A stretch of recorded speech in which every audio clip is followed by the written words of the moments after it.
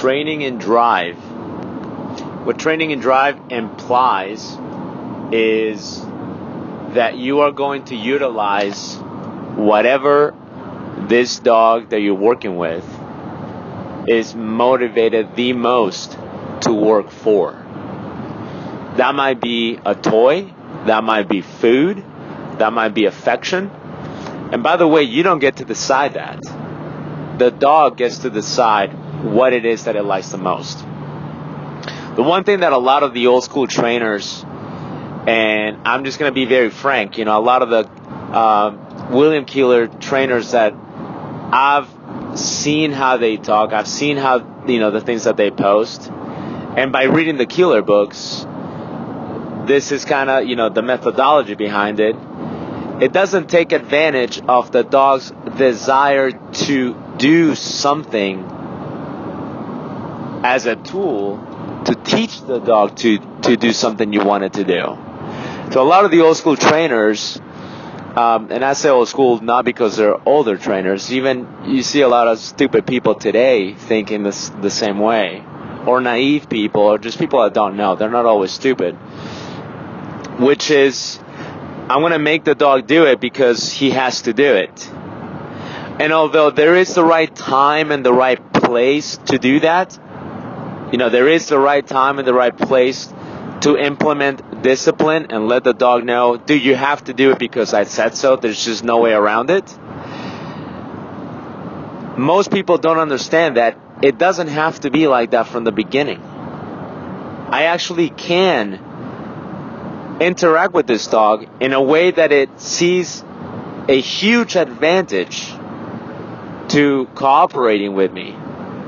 This doesn't make me any less of a authority figure like some of these trainers think. This doesn't make me a softie or a person who's just trying to bribe my dog. This is just me thinking intelligently, letting my dog know, or the dog that I'm working with know, I have something that you value very, very high. There is a way for you to get this, and it is by you doing this that you get this thing that you value a lot. And that might be different from one dog from the other dog. So for one dog, that might be food. For another dog, it might be a toy. But you get to decide that based on what the dog wants, not based on what you think it should have. This is where some of these trainers completely screw up, but they go, well, I'm petting him, so when he does it right, I give him affection. Fuck your affection. The dog doesn't give a shit about your affection. There's a very small number of dogs that are just going to melt in your arms when you pet them. They don't give a shit about your petting or about your good boy. Really, the old school trainers are really relying on, if you don't do it, you're going to fucking pay. And the dog goes, well, yeah, then I'll do it. And then when the dog does it, the trainers go, well, see, now here's your petting. The dog's like, yeah, gee, thanks. And I get it. At some point, yes, we want to get to that point. I want to get to that point where the dog has to do it no matter what. But training in drive implies that I will find something that the dog absolutely wants. If it's a food-driven dog, I'm going to find the most exciting thing that it wants. And I'm going to use that to manipulate the dog into believing or coming up with this system where the dog actually wins.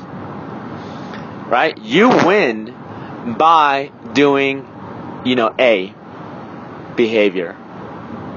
Or you win it, you get it by performing B behavior. Or A plus B equals this is what you get. And that's what the dog wants, right? You have to understand that, yes, this is a dog, this is an animal that wants to do what is best for it. It wants to improve its situation every single second of the day. And you can take advantage of that.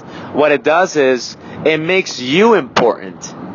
Rather than making you, well, I got to do it because he said to do it. from the beginning, it makes you important. And yes, there is a time and a place to drop the hammer. I get that, okay? There is a time and a place to crank it up a little bit and go, dude, you have to do it because I said so.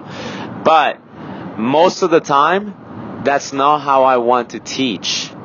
Okay, like that's rarely how I want to start teaching something new. I'm talking like 90% of the things that I can teach, 99% of the things that I can teach, I should teach with, hey, this is what you want. I have something you really want.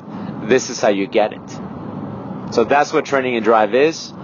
And it's for every dog. It could be a little bit different, but every dog can do it. You know, like the intensity on my Malinois, people go, well, you got a Malinois.